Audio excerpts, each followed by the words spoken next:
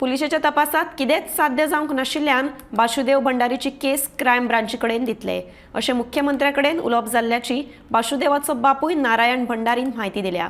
माशेलांतल्या सांदिस्त्या अपघाता उपरांत 31 ऑगस्ट सावन गायब आशिल्ल्या वासुदेव भंडारीची केस गोंय पुलिसां कडल्यान क्रायम ब्रांची कडेन दिवची अशी मागणी वासुदेवाच्या बापायन केल्ली। वासुदेव भंडारी जो सांदेस्तांव घडलेल्या प्रकरणाच्यान 31 ऑगस्टाच्यान जो बेपत्ता आसा म्हणजे तो मेळना।